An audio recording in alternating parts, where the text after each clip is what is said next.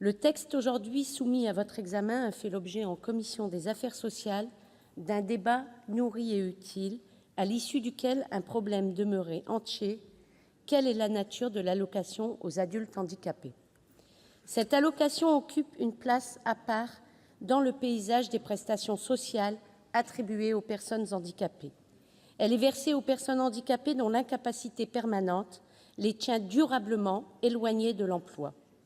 Depuis sa création par la loi fondatrice du 30 juin 1975, l'AAH a toujours été perçue comme un minimum social, autrement dit comme un revenu de remplacement versé par les pouvoirs publics aux personnes bénéficiaires en vertu de la solidarité nationale, en subsidiarité des autres formes de solidarité. C'est la raison pour laquelle les modalités d'attribution de l'AAH présentent une certaine parenté avec celle du revenu de solidarité active. Il s'agit en effet d'une prestation sociale différentielle qui ne part pas du besoin de la personne qu'elle finance, mais d'un revenu minimum qu'elle lui garantit. Elle tient compte des revenus du conjoint, suggérant ainsi que l'accompagnement d'une personne handicapée durablement écartée du marché du travail serait moins coûteux lorsque cette dernière est en couple que lorsqu'elle vit seule. Ces caractères de l'AAH sont bien connus et traduisent l'esprit d'une époque où l'accompagnement du handicap s'entendait comme le prolongement d'une forme de charité. Ce n'est plus le cas aujourd'hui. Depuis une autre grande loi, celle du 11 février 2005, une autre logique d'intervention publique auprès des personnes handicapées s'est affirmée, la logique de compensation. Contrairement à la logique de solidarité, la compensation n'a pas pour objet d'assurer à la personne handicapée un revenu de remplacement dans le but de maintenir son niveau au-dessus d'un certain seuil, mais de financer, sans considération de ressources ou de foyer, l'indemnisation du préjudice moral que subit la personne dans ses difficultés quotidiennes du fait de son handicap.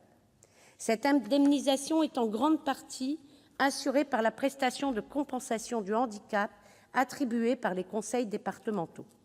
Le financement de l'accompagnement de la personne handicapée se situe au croisement de ces deux philosophies, solidarité et compensation, ce qui peut parfois en rendre la compréhension malaisée, individuelle et déconnectée du niveau de revenu lorsqu'il s'agit de compenser le besoin en aide humaine et technique consécutif à un handicap.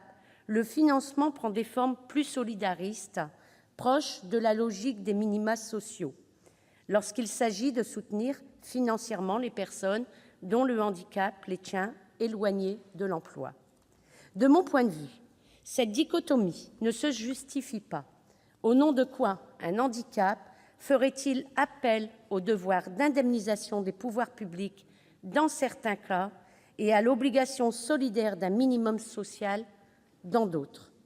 De toute évidence, pour des motifs autant liés à son histoire qu'au tâtonnement récent des politiques publiques en matière de handicap, nous peinons encore à faire un choix clair. Notre commission des affaires sociales a longuement débattu sans parvenir à trancher. Même nos collègues défavorables à la proposition de loi ont bien été contraints de reconnaître qu'une pareille dualité, en plus de plonger dans la confusion certains de nos concitoyens les plus fragiles, était le signe d'une politique publique inaboutie et vacillant sur ses propres principes. Ce texte propose de supprimer la prise en compte des revenus du conjoint dans le calcul et l'attribution de l'AAH et ainsi la faire résolument entrer dans la catégorie des prestations de compensation. On dit de ce texte qu'il dénature profondément l'AAH. Mes chers collègues, évidemment, c'est tout le contraire.